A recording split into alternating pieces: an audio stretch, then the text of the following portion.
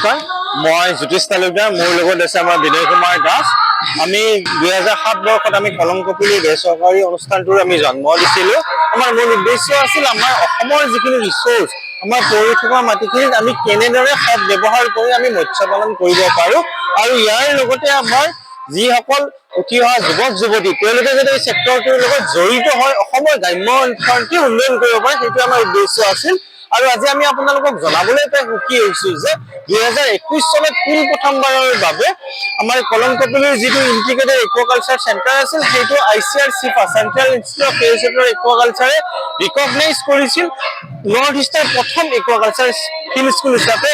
আৰু আজি সেই একুৱাকালচাৰ ফিল্ড স্কুল আপগ্ৰেড হৈ একুৱাটেক পাৰ্ক হ'ল। যোৱা 12 জুলাই তাৰিখে 2025 চনৰ 12 জুলাই তাৰিখে আমাৰ সন্মানীয় মুখ্যমন্ত্ৰী মহোদয় ডক্টৰ হিমন্ত বিশ্ব শৰ্মা ছাৰে আমাৰ একুৱাটেক পাৰ্কখন শুভ উদ্বোধন কৰিলে। আৰু এয়া হৈছে ভাৰতৰ প্ৰথম একুৱাটেক পাৰ্ক, যাৰ জৰিয়তে আমাৰ অসমৰ নহয়, উত্তৰ পূব ভাৰতৰ নহয়, গোটেই ভাৰতবৰ্ষৰ মীন ক্ষেত্ৰখনক এক নতুন যাত্ৰা দিব, নতুন চিন্তাধাৰাৰে আগবঢ়াই লৈ যোৱাত সুবিধা দিব।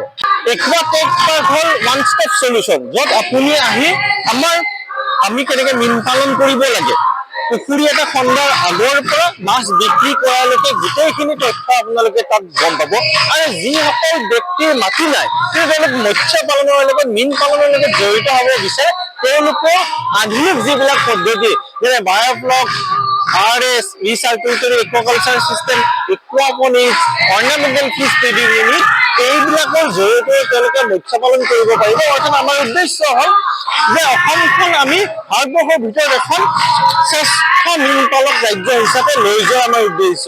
আৰু মই আপোনাক ক'বলৈ পাই কি হৈছো, এই ক্ষেত্ৰত অসম চৰকাৰেও আমাক সহায় কৰিছে। অসম চৰকাৰৰ মীন বিভাগ, নাবাৰ্ড আৰু এই বিভিন্ন ধৰণৰ অনুষ্ঠানবিলাকে আমাক সহায় কৰিছে, যাৰ ফলত আমি এই একুৱাটেক পাৰ্কখন বনাবলৈ সক্ষম হৈছো।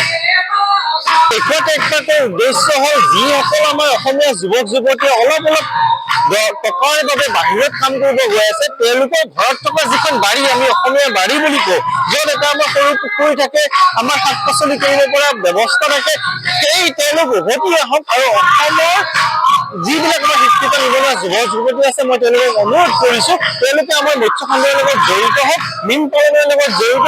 তাৰ বাবে আমি তেওঁলোকক যিমানখিনি প্ৰশিক্ষণ দিব লাগে আমি দিয়াৰ ব্যৱস্থা কৰিম। আপোনালোক আগবাঢ়ি আহক আৰু অসমখন আমি ভাৰতবৰ্ষই নহয় বিশ্বৰ ভিতৰত এখন শ্ৰেষ্ঠ মীন পালন ৰাজ্য হিচাপে আমি প্ৰতিষ্ঠা কৰো, যিটো আমাৰ মুখ্যমন্ত্ৰী মহোদয়ৰ সপোন।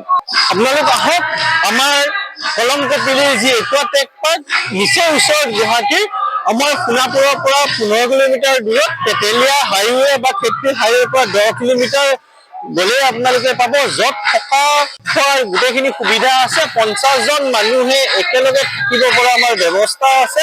আপোনালোক আহক, ইয়াত প্ৰশিক্ষণ লওক আৰু মৎস্য ক্ষেত্ৰৰ লগত নিজকে নিয়োগ কৰক, আৰু যাৰ পৰা আমি কি আপোনালোকে নহয় আপোনালোকৰ পৰিয়ালটোৱে স্বাৱলম্বী হ'ব পাৰিব।